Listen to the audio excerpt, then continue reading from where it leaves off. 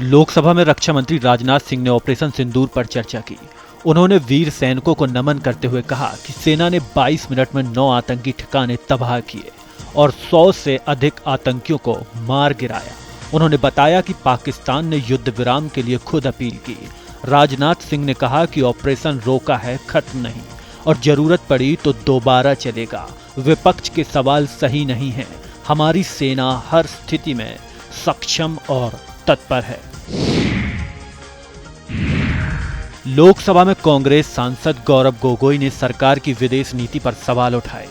उन्होंने कहा कि पाकिस्तान को फंड दिया जा रहा है, पर कोई देश सरकार का साथ नहीं दे रहा है। गोगोई ने पूछा कि किसके कहने पर सरकार पीछे हटी और ऑपरेशन सिंदूर पर सच सामने आनी चाहिए। उन्होंने कहा सरकार दहशतगर्दों को पकड़ने में नाकाम रही और पूछा कि पहलगाम में आतंकी कैसे आए। 1 अगस्त से एनपीसीआई के नए नियम लागू होंगे, जिससे आपका यूपीआई अनुभव बदलेगा। पेटीएम, फोन पे, गूगल पे जैसे ऐप्स हर सफल ट्रांजैक्शन के बाद बैंक बैलेंस दिखाएंगे।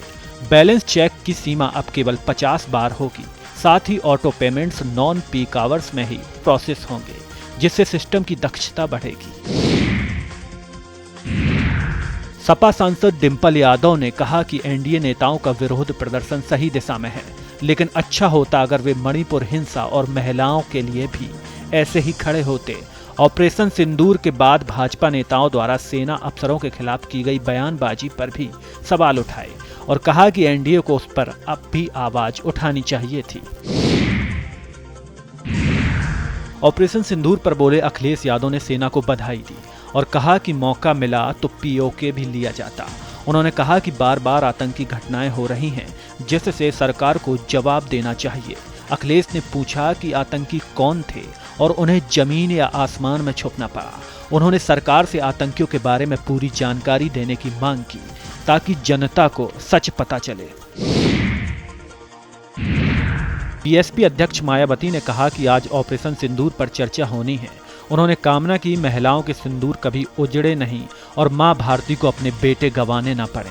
मायावती ने सरकार और विपक्ष से अपील की कि वे इस मुद्दे को ठोस और साझा रणनीति बनाएं ताकि देश सुरक्षित रहे।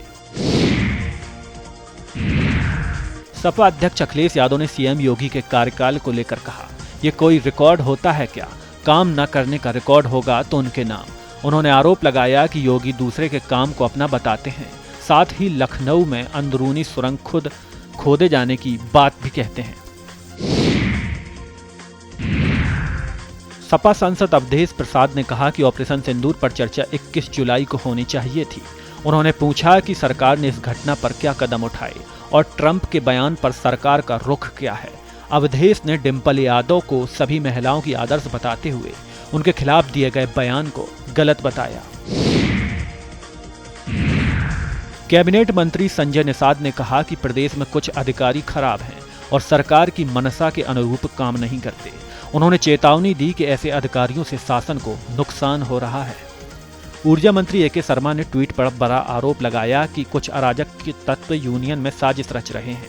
उन्होंने कहा कि मेरे खिलाफ कुछ नेता और कर्मचारी विभाग को बदनाम करने की कोशिश में हैं। शर्मा ने बताया कि उन्होंने 4 बार हड़ताल की और कहा कि मैं झुकने वाला नहीं। ऑपरेशन महादेव के तहत सेना ने पहलगाम आतंकी हमले के मास्टरमाइंड लश्कर कमांडर मूसा को मुठभेड़ में ढेर कर दिया। 97 दिन बाद मूसा की मौत से सुरक्षा बलों को बड़ी सफलता मिली है। नेता विपक्ष तेजस्वी यादव ने कहा कि बिहार के लोग बेवकूफ नहीं हैं। उन्होंने आरोप लगाया कि जो वादा सरकार ने किया था वह पूरा नहीं हुआ है। सुप्रीम कोर्ट में मतदाता सूची रिवीजन ड्राफ्ट पर ईसीआई और एडीआर के बीच बहस हुई। एडीआर ने कहा कि वे 30 मिनट में बहस पूरी करेंगे। जस्टिस सूर्यकांत ने समय सीमा तय करने को कहा। ईसीआई ने राशन कार्ड में गड़बड़ी बताई और आधार स्वीकार न करने का जवाब दिया। कोर्ट ने कहा कि आधार भी स्वीकार हो सकता है। जस्टिस बागची ने ईसीआई से कल सुबह 10:30 बजे तक टाइमलाइन देने को कहा, फिर शेड्यूल तय होगा।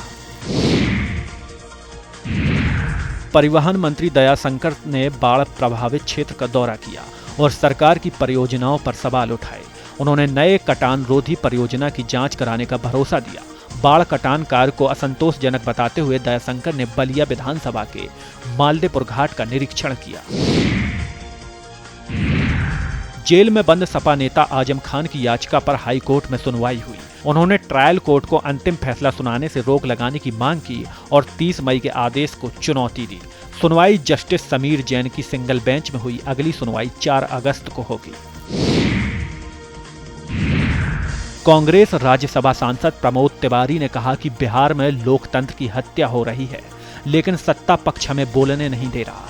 उन्होंने कहा कि सुप्रीम कोर्ट ने इस पर सुनवाई स्वीकार की है, इसलिए यह महत्वपूर्ण मामला है। तिवारी ने कहा कि ऑपरेशन सिंदूर पर चर्चा के दौरान बिहार का मुद्दा स्थगित रखा जाएगा, लेकिन विरोध सदन के बाहर भी जारी रहेगा। उन्होंने संविधान की हत्या होते देखना स्वीकार नहीं बताया। ऑल इंडिया इमाम एसोसिएशन के अध्यक्ष मौलाना साजिद रशीदी ने सपा सांसद डिंपल यादव की मस्जिद में बैठने की शैली पर आपत्ति जताई। उन्होंने कहा कि इस्लामिक मान्यताओं के अनुसार ऐसा बैठना सही नहीं है और डिंपल को इकरा हसन से सीख लेनी चाहिए थी, जो सही तरीके से बैठी थी।